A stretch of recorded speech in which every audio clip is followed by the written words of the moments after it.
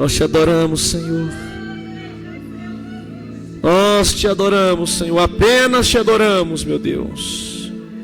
Apenas te adoramos, Senhor. Nada mais, meu Deus. E vamos vencer essa guerra, Senhor, adorando a Ti, meu Deus. Ah, Senhor, como eu confio que as muralhas cairão por terra, meu Deus. Xalabagace cantarabash. Alagabase cantarabaga.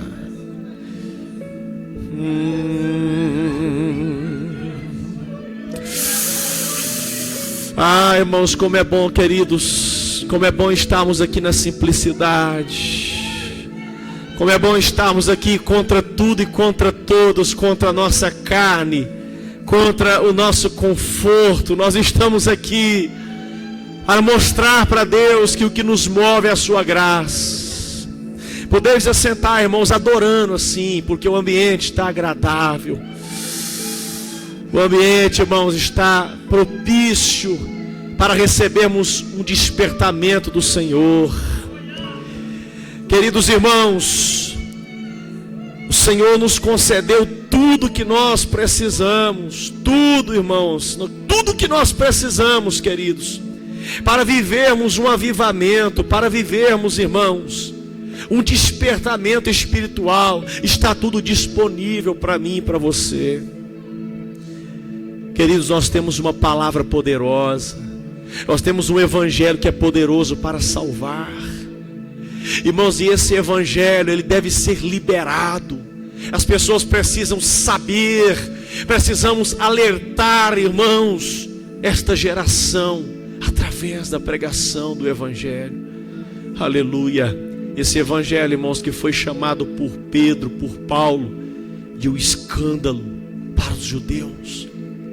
Paulo disse, queridos, que esse evangelho, o evangelho que fala de dois assuntos principais, chamado escândalo para os judeus.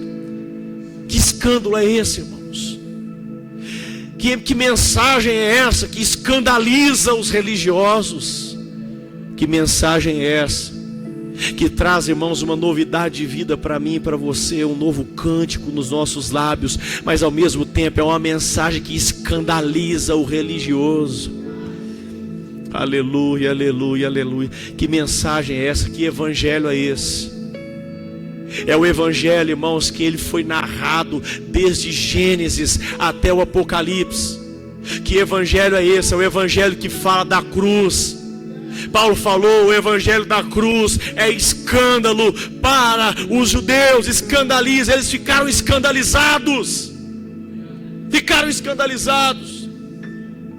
Uma mensagem que foi narrada, uma mensagem que foi proclamada para os príncipes da religiosidade judaica, dizendo: eu vim para poder ser condenado em uma cruz, para ser amaldiçoado em uma cruz pelo pecador, por aquele que não merece. Isso é escândalo, irmãos.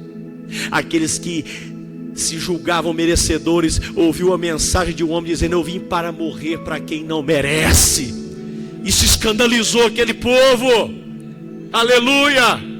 Mas toda a Bíblia já estava nos mostrando desde o princípio, desde quando o Deus Pai, ele fala com a serpente: vai nascer um que vai ferir a sua cabeça, você vai ferir o calcanhar dele, mas vai nascer um de uma mulher, que esse vai verdadeiramente destruir o pecado, aniquilar o pecado e a iniquidade dos homens. Irmãos, e Deus, ele veio costurando esta mensagem que foi escândalo para os judeus. Deus já vem traçando, Deus já vem desenhando, Deus já vem refletindo esta mensagem escandalosa desde o princípio. Porque em Gênesis capítulo 22, ali Deus mostra, irmãos, através de um fato, através de um pedido, de uma provação, que para mim foi a maior provação que um homem poderia passar, a provação de Abraão. Para mim, a provação que Abraão passou, a prova que ele passou, é até maior do que a de Jó. Até maior do que a de Jó. Porque Jó perdeu seus filhos, foi provado por Deus. Mas Abraão não. A prova que Deus deu a Abraão é que ele mesmo matasse o seu filho. Que prova é essa, irmãos? Que prova é essa? Estamos diante de um cenário que Deus está pintando, que Deus está mostrando e revelando para a humanidade. Isso vai trazer escândalo para vocês. As pessoas não vão entender muito bem, a não ser que seja por revelação do Espírito. E quem não entender por revelação do Espírito vai ficar escandalizado. Mas Deus vem, irmãos, estruturando essa mensagem desde o princípio. E Deus agora vai desenhar esta mensagem na história deste homem que recebeu uma grande prova de Deus, Abraão. Pois Deus fala com ele: Abraão, pegue o teu filho, o teu único filho. E ali se abrem as cortinas de um cenário assustador. Como pode um Deus amoroso dar a ordem a um dos teus filhos, dos teus servos: pegue o teu único filho, aquele que você ama, aquele que é único, aquele que foi prometido, aquele que veio por intermédio de um milagre. Pega este teu milagre, pega este teu filho unigênito e mate ele para mim. Isso é escândalo, irmãos. Isso é escandaloso. Como que nós vamos entender um Deus assim? Mas, irmãos, Abraão, sendo obediente, manso e fiel ao Deus que ele conhecia, porque se nós não conhecer o nosso Deus, nós nunca vamos entender aquilo que Ele quer tirar de nós. O filho que entende o seu pai, ele não chora, ele não faz beicinho quando o seu pai remove algo que ele tanto gosta, porque ele sabe: o meu pai entende o que está fazendo. Eu não vou chorar, eu não vou ficar com raiva do meu pai, porque ele está arrancando isso de mim, porque ele está tirando isso das minhas mãos, porque se ele faz isso é porque ele me ama. Esse é o filho que entende, conhece o seu pai. Então Abraão, como ele conhecia o seu pai, como ele conhecia o teu Deus, ele não questionou Deus. O Senhor me deu esse filho, o Senhor prometeu, o Senhor me deu, demorou, mas veio, e agora o Senhor quer que eu entregue ele para ti, porque ele não abriu a boca. As cortinas se abrem, irmãos, para um cenário aterrorizante, que poderia ser roteiro de um filme de terror. Um Deus que dá ordem, não perguntou se poderia, deu ordem ao seu filho: mate o seu bem mais precioso. Roteiro de filme de terror. Abraão, pega o teu filho. E Abraão, juntamente com mais 2 servos, prepara a jumenta, coloca ali a lenha, prepara o instrumento, o cutelo ou a faca bem afiada. Ele afia a sua faca, porque ele sabia que ele teria que ir e executar aquilo que Deus havia pedido a ele. Então ele não poderia falhar. Então o seu cutelo, a sua faca é muito bem afiada. E ele agora vai a caminho do monte, o Monte Moriá, onde seria feito aquele sacrifício. Mas diz que quando Abraão, depois de uma longa viagem, irmãos, quando ele chega e aproxima e avista aquele monte, o lugar do sacrifício, o lugar do holocausto, então diz que ele para naquele lugar e ele se despede dos seus servos, deixa a jumenta ali e pega a lenha, e pega a sua faca, e pega o fogo, e coloca agora a lenha sobre o teu filho. E ele se despede do seu servo e fala: nós vamos subir ali e adorar, e depois voltaremos para junto de vocês. Sabe por quê, irmão? Sabe o que é adoração? Adoração é quando você vai dar tudo para Deus. A verdadeira adoração é aquela que você entrega tudo. Abraão estava totalmente esgotado, cansado da sua viagem. Mas agora ele não está economizando as suas energias para executar aquilo que Deus pediu, para oferecer no holocausto aquilo que Deus pediu. Então ele diz: eu vou ali adorar. O único sacrifício, irmãos, que a Bíblia fala que hoje que Deus requer de nós é a oferta do nosso louvor, da nossa adoração. Deus não quer mais sacrifício, Deus quer obediência. Mas tem um sacrifício que Ele quer nesta aliança da graça, a nossa adoração. Mas a adoração tem que ser no nível de holocausto. Entregar tudo. Entregar os seus problemas, entregar as suas expectativas, as suas paixões, as suas emoções, as suas canseiras, entregar a sua energia, entregar tudo a Ele e adorá-lo. Quem está aqui para adorar nessa noite? Quem está aqui para dar tudo para Ele?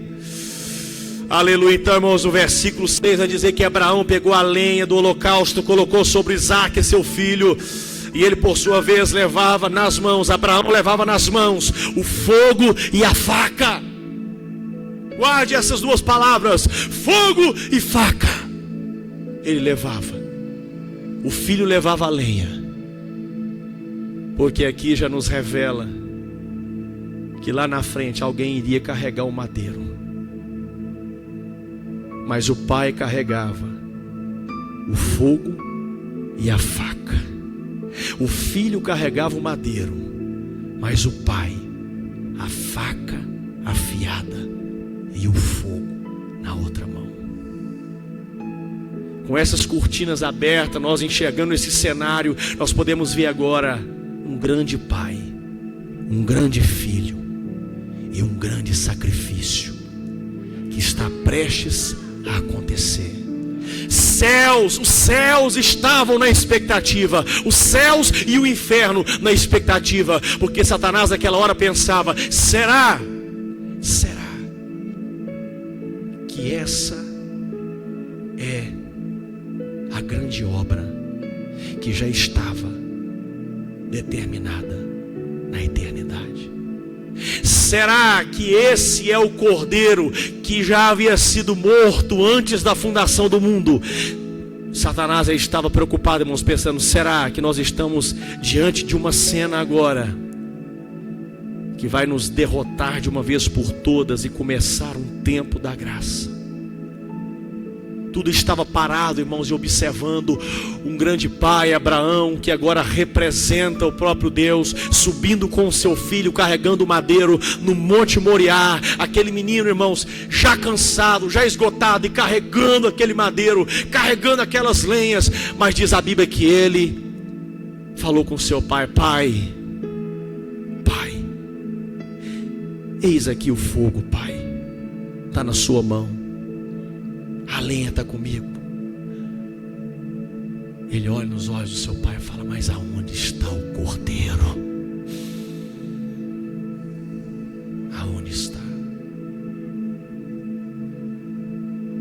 Naquela hora o pai olha para ele. Irmãos, é a situação que eu imagino que qualquer um de nós perderia, queridos, o controle e domínio próprio, e abandonaria o Deus que nós confessamos que nós servimos. Mas aquele homem não, aquele homem foi obediente, foi fiel e foi subido no monte da adoração com seu filho. E ele responde: Deus proverá. Sabe por que ele responde assim para o seu filho? Porque Abraão tinha 100% de certeza que no final da história tudo era para a glória de Deus. Mesmo que ele não entendesse o que Deus estava pedindo, mesmo que o filho não estava entendendo, uma coisa eles tinham certeza: vamos adorar, porque Deus faz tudo perfeito. Às vezes, irmãos, nós queremos chegar diante de Deus na oração, mas ficamos questionando: Deus, eu não estou entendendo porque está acontecendo. Irmãos, mesmo que você não entenda, aceite e agradeça a Deus e louve a Deus. Isso é fé, irmãos. E eles vão subindo, queridos, e quando eles chegam no lugar, o filho já começa a entender. Quando ele chega lá no alto, ele não avista nenhum cordeiro, ele não avista nenhum animal. Ele começa a pensar: eu seria o cordeiro. Então, irmãos, Abraão começa a comunicar com seu filho, porque já não sai mais palavras dos seus lábios, a sua garganta se trava, não tem mais palavra, porque Abraão só tem agora o espírito de obediência, ele não consegue falar mais nada, porque tem momentos da vida que até as nossas palavras travam, até a nossa boca se fecha, não tem o que falar, mas uma coisa tem que acontecer: obedecer. E ele olha para o seu filho, o filho agora como ovelha muda, porque a característica da ovelha, irmãos, é ser levada ao matadouro sem abrir a sua boca. Quando o tosqueador, ele coloca o cutelo no peito da ovelha, ela impulsiona o seu peito contra o cutelo para facilitar na sua morte, e ela não abre, ela nem geme. Então aquele menino agora representando um grande filho que carregou o madeiro até o alto da montanha, agora deita naquele lugar de holocausto, naquele altar que foi feito naquele momento para o sacrifício. E de repente Abraão, aquele grande pai, diante de um grande filho, uma grande promessa, ele levanta o cutelo que foi amolado, que foi afiado para sacrificar e tirar uma vida. Então agora entra uma fúria no coração daquele pai que ama aquele filho, e ele levanta, porque não tem como você tirar a vida de um filho apenas sentindo um amor, mas de repente ele começa a sentir um zelo pela a obediência, e entra uma fúria, porque essa fúria não tinha como se explicar. Fúria sobre o que? Não sei. É uma disposição para executar aquilo que Deus me pediu. Então Abraão levanta o cutelo e diz, irmãos, no versículo de número 14, ele levanta, versículo 11, quando ele levanta, no versículo 11, vem do céu alguém que dá um brado: Abraão, Abraão! Sabe quem é esse alguém, irmãos? Versículo 11 diz: o anjo do Senhor, com A maiúsculo. Quem é esse anjo? Jesus desceu naquele lugar, porque não é, irmão, estou arrepiando aqui minha cabeça, não era para Isaac morrer, ele não era o cordeiro. O próprio Jesus desce lá e segura as mãos de Abraão. Ele segura as mãos de Abraão e ele grita e chama pelo nome, porque Jesus, ele chama pelo nome. É ele que vem atrás das suas ovelhas, é ele que vem atrás dos seus escolhidos. Então ele dá um brado, ele grita pelo nome: Abraão, Abraão! E ele segura. Aquele é o próprio Filho de Deus que estava ali ensaiando e se preparando para o grande dia. Aleluia. E Abraão respondeu: eis-me aqui. Então ele disse: não estenda a mão sobre o menino e não faça nada a ele, pois agora sei que você teme a Deus, porque não me negou o seu filho. Olha o anjo falando, Jesus falando: você não me negou. Como que nós vamos falar que esse aqui é um anjo? Você está falando: você não me negou. O próprio Deus pediu a Abraão seu filho. Agora é o anjo com A maiúsculo falando: você não me negou. É o próprio Jesus que foi lá.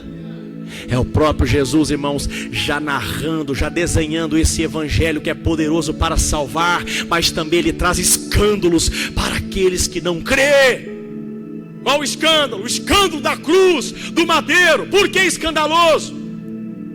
Porque agora as cortinas se fecham para a vida de Abraão, e as cortinas se abrem agora há 2000 anos atrás, quando Jesus ele entra no Getsemane para orar com os seus discípulos. E ele fala com eles: fiquem aqui para que eu vá mais à frente orar. Irmãos, e quando ele vai orar ali, ele começa naquele momento a qual ele vai orar, ele começa agora a se oferecer para o Pai em holocausto. Naquele momento que ele está se oferecendo, irmãos, aquele momento da entrada de Jesus no Getsemane, é o mesmo momento em que o Pai, assim como Abraão, estava afiando o cutelo, afiando a faca, para traspassar sobre o teu filho. Irmãos, quando olhamos a história de Abraão, nós pensamos, graças a Deus, que o pai não matou o filho. Mas de repente vem o escândalo, porque agora o filho está entrando no Getsemane para poder ser assassinado pelo pai. Pastor, o senhor está pegando pesado. Eu estou ficando escandalizado. Não fique escandalizado, porque o profeta Isaías, ele profetizou e disse: certamente ele tomou sobre si as nossas enfermidades, as nossas dores ele levou sobre si, e nós consideramos por um aflito, ferido de Deus. Quem feriu ele foi o próprio Deus. Aquilo que Jesus não permitiu que Abraão fizesse, Jesus agora entra no Getsemane e fala: Pai, pode fazer em mim. Chegou a hora, chegou o momento, me fere com o teu cutelo. Ele era o ferido de Deus. No original a palavra ferido é golpeado. Ele foi golpeado pelo próprio Pai. Isso traz escândalo, irmãos, traz ou não traz? Se pregarmos aí pela rua que o Deus Pai assassinou o Filho, assassinou o Deus Filho, isso é escândalo. Mas Deus já havia desenhado esse evangelho desde o princípio. Tudo já estava preparado, tudo já estava detalhado pelo próprio Deus, mas chegou a hora da execução, chegou a hora de que Jesus viesse para fazer cumprir a grande vontade de Deus, pois Deus precisava descarregar a sua ira por causa do pecado dos homens. Deus precisava. Então, irmãos, assim como Abraão, ele subiu com fogo e subiu com a faca, o Deus Pai agora acende a sua ira, acende o seu fogo e pega o seu cutelo para poder sacrificar o filho que carregou madeiro nas suas costas. Jesus, ele carregou a sua cruz até o monte Gólgota para poder ser imolado pelo próprio Deus. Não foi os romanos que mataram Jesus, irmãos. Não foi os romanos, não foi os judeus, não foi os fariseus, não foi as chicotadas, não foi a coroa de espinho que matou. Jesus já morreu, sabe aonde? Ele já começou a sua morte lá no jardim do Getsemane. Aleluia, aleluia, aleluia, aleluia.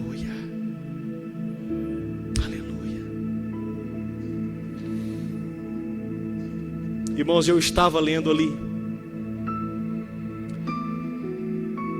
quando Isaías ele fala que Jesus ele foi ferido de Deus, ele foi traspassado pela nossa iniquidade. O significado da palavra traspassado é contaminado. O Filho foi contaminado com o nosso pecado, ele foi poluído. Jesus começa agora a sentir, irmãos, a frieza da morte, porque o pecado, o salário do pecado é a morte. Quando Jesus ele começa a ser traspassado pelo pecado no jardim, ele começa já a sentir a morte na sua alma, e agora a morte vem para o espírito, porque quando Jesus levanta dessa segunda oração, ele vai até os discípulos, ele fala: então, nenhuma hora vocês podem vigiar. Vigiem e orem para que não caia em tentação. O espírito, primeiro ele falou da alma. A primeira vez que ele foi nos discípulos, ele falou da alma. A minha alma está angustiada até a morte. Agora ele volta e fala do espírito. Ele fala: o espírito é forte, mas a carne é fraca. Vigie e ore. Por quê, irmãos? Porque naquela hora o espírito de Jesus está sendo traspassado pelo pecado. E Jesus agora retorna mais uma vez. Por quê? Porque Jesus está oferecendo o seu corpo, alma e espírito como holocausto. Espera aí, irmãos, olha aqui. Ele já ofereceu a alma na primeira oração, está oferecendo o espírito agora, bebendo o cálice da ira de Deus. E agora ele vai beber mais um cálice. E ele volta para a oração. Só que nessa terceira vez que ele volta para a oração, irmãos, ele está com a sua alma sentindo o frio da morte. Ele está com seu espírito apagado, sentindo o frio da morte. Agora só está Jesus, homem, carne. Mas mesmo assim ele vai para a oração, porque ele foi fiel até a morte. Fiel até a morte. Irmão, quem está entendendo isso aí, querido? Isso não pode ser um escândalo para você, mas tem que ser uma notícia que gera um avivamento dentro de nós, porque o sacrifício de Jesus foi tão grande, tão grande, tão grande, que nós não temos motivos nenhum de ficar entristecido aqui nessa noite, mas de apenas entrar neste fogo do avivamento, porque o fogo da ira quem provou foi Ele, para que nós provasse o fogo do avivamento, o fogo da glória de Deus. Aleluia, aleluia. Mas a terceira vez que Jesus ele retorna para a oração, irmãos, a terceira vez que ele retorna, diz lá que ele repete novamente as mesmas palavras, capítulo 26, versículo 20, 44. Então ele ora mais uma vez, falando com o Senhor: Senhor, passa de mim esse cálice, todavia que seja feita a tua vontade, não a minha. Ele entrega agora, sabe o que, irmãos? O corpo físico dele. Quando ele faz a terceira oração, oferecendo para Deus o corpo físico, ele levanta e chega nos discípulos e fala assim: vocês estão dormindo até agora e descansando, eis que é chegada a hora. Olha para mim, irmãos, e o Filho do Homem, essa carne que vocês estão vendo, vai ser entregue agora. A minha alma já foi entregue, o meu espírito já foi entregue, agora a minha carne. Eis que o traidor se aproxima. E de repente Judas se aproxima com os soldados romanos. Jesus entregou ali no jardim, e foi prensado ali pelo pecado, traspassado pelo pecado, a sua alma, as suas emoções, o seu espírito e a sua carne. Aleluia.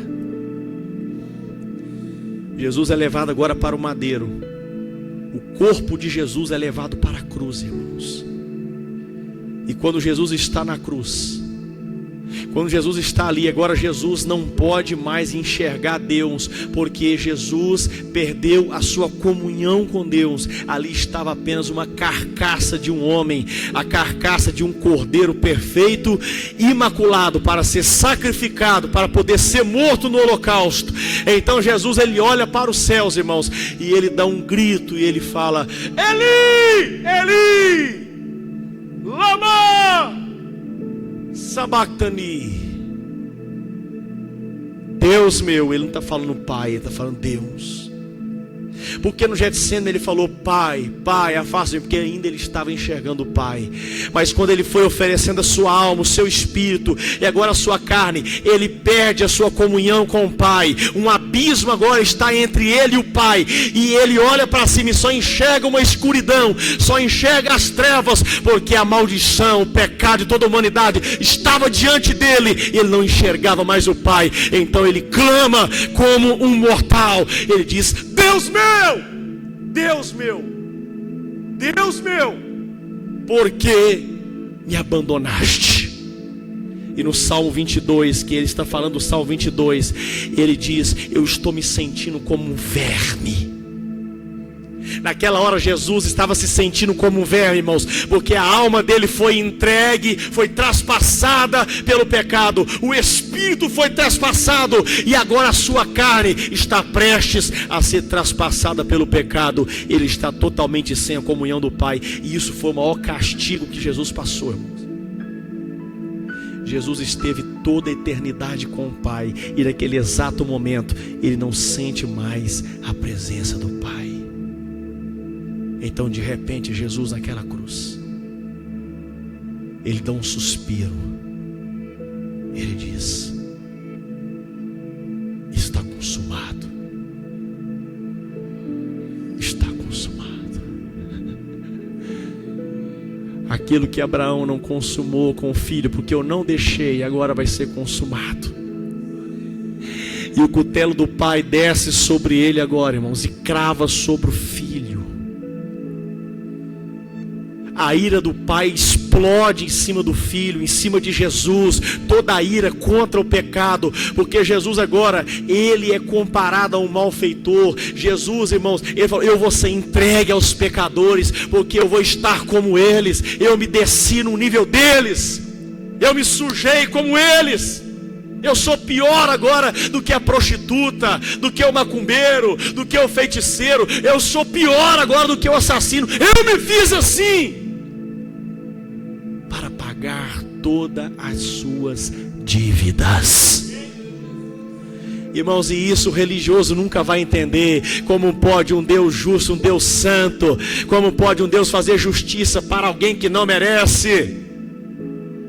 Como eu posso ser justificado apenas crendo nesse evangelho, irmãos? Aí está o divisor de água da nossa vida. Se você crê nesse evangelho, que é escândalo para os judeus, mas se você crê e regozijar no Senhor e falar: meu Deus do céu, que grande obra o Senhor realizou na minha vida para me salvar, irmãos, isso explode um avivamento dentro de nós. Mas o segundo escândalo, o primeiro escândalo é o evangelho da cruz, que o próprio Deus, ele foi para a cruz, o próprio, isso é escandaloso. Mas o segundo escândalo é a ressurreição deste homem. A ressurreição é um escândalo, irmãos.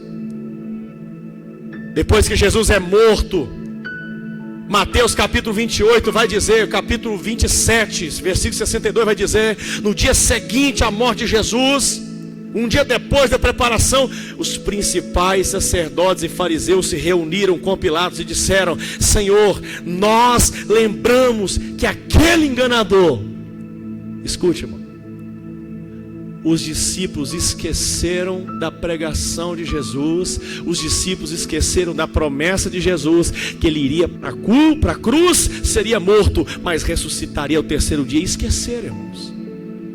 Agora o ímpio não esqueceu. Por que não esqueceu? Porque o escândalo é muito mais nítido. Quem se escandaliza, irmão, lembra muito mais daquilo que se escandaliza do que daqueles que acreditaram. Então vai dizer aqui que eles falaram com Pilatos, disseram: nós lembramos que aquele enganador, enquanto vivia, disse: depois de 3 dias ressuscitarei. Você sabe quem está lembrando da ressurreição de Jesus aqui?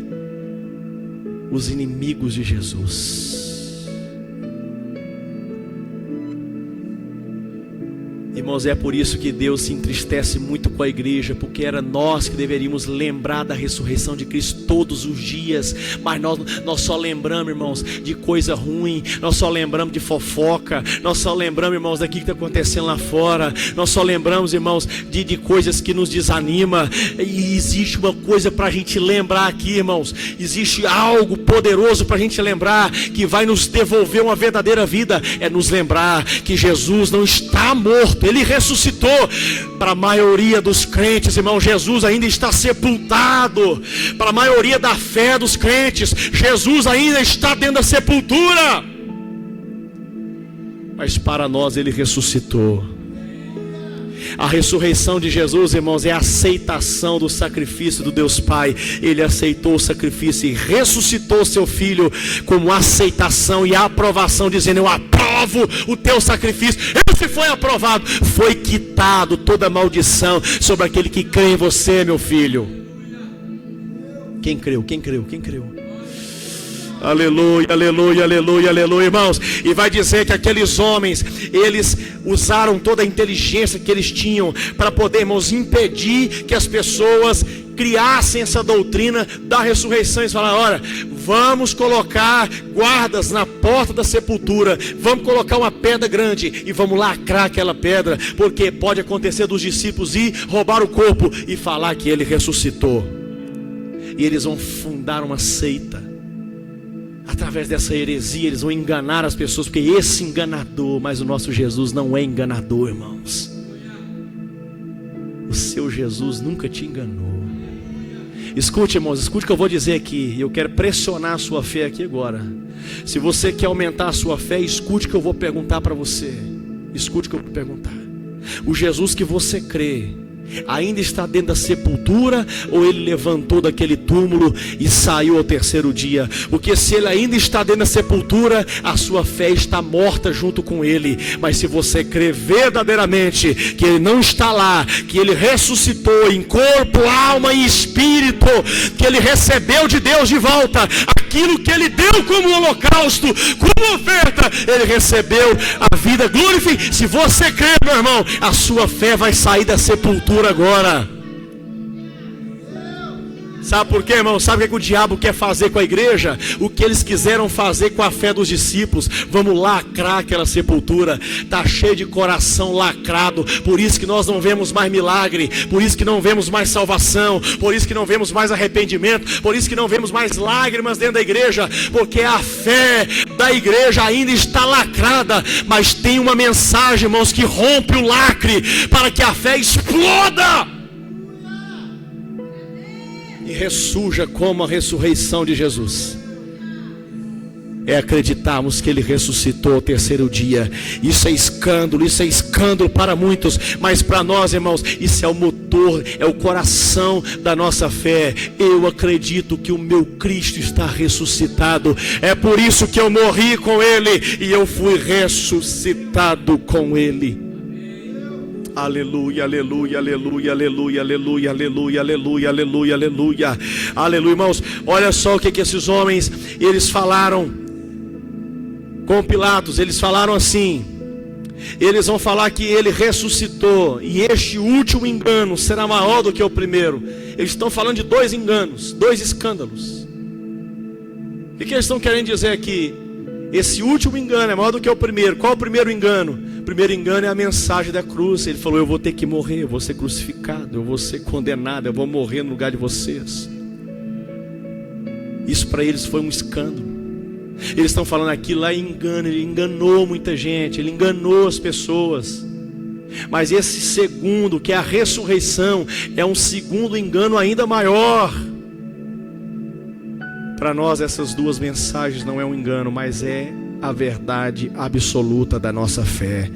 O que é o Evangelho? Ele morreu no meu lugar para me dar vida, e eu morri com ele, com os meus pecados.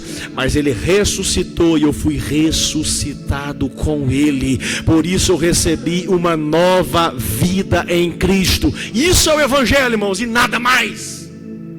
Para muitos é o escândalo, para muitos é um engano, mas para nós é a verdade. Para nós é a verdade. Irmãos, eles colocaram uma escolta na porta, selaram e colocaram ali, irmãos, vigias, sentinelas, vigiando aquele corpo. Mas vai dizer, irmãos, o capítulo 28, que passado sábado, no começo do domingo, Maria Madalena e Maria e a outra Maria foram ver o túmulo, e eis que houve um grande terremoto. Eles podem tentar selar a nossa fé, eles podem tentar sepultar a nossa fé, irmãos. Mas quando nós olhamos para Cristo, olhamos e cremos nele, ele rompe todas as cadeias que impedem a nossa fé de ser manifesta. Então naquele momento houve um terremoto, porque aquelas mulheres, aquelas adoradoras foram atrás daquele que era o objeto, que era o alvo da adoração, Jesus. Elas foram lá apenas procurar o corpo, irmãos, e chorar. Elas foram com espírito de lamento. Mas quando elas chegaram lá, elas agora sentiram, irmãos, um pânico, porque elas não viram o corpo, estavam com espírito de lamento.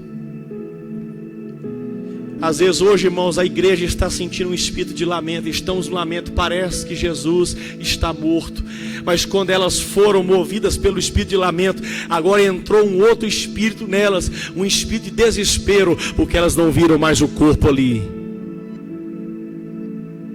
Só que de repente desce o mensageiro do céu e diz para elas assim: não tenham medo. O anjo desce, irmãos, e ele rola aquela pedra. Ele moveu e fez um terremoto e se assentou em cima da pedra. E quando elas olharam um ser resplandecente com a glória de Deus, aquele ser anuncia e fala: não tenham medo, sei que vocês procuram Jesus, que foi crucificado. Ele não está aqui, ele ressuscitou, como tinha dito. Ele não é enganador, ele falou a verdade. Deus manda um anjo para testemunhar e para testificar, irmãos.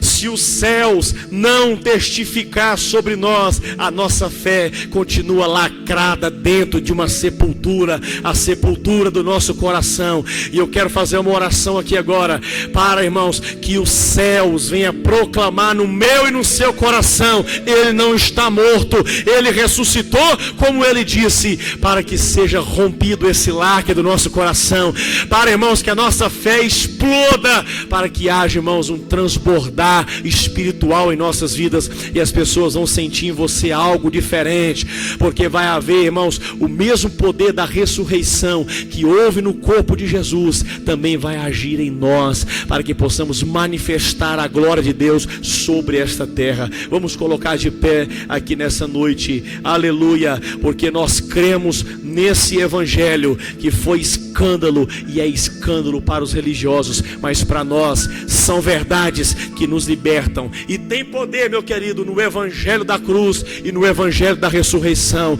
É o poder de Deus. Eu não me envergonho, eu não me escandalizo, porque é o poder de Deus para a salvação. A salvação só acontecerá se nós pregarmos que Jesus, Ele foi crucificado e Ele ressuscitou ao terceiro dia. Senhor, meu Deus e meu Pai, meu Deus Todo-Poderoso, eu estou aqui, meu Deus, para, Senhor, te glorificar, porque eu creio, Senhor, eu creio, meu Deus, nesta palavra.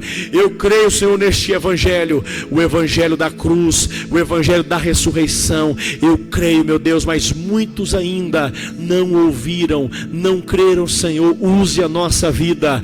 Levante, Senhor, os teus atalaias.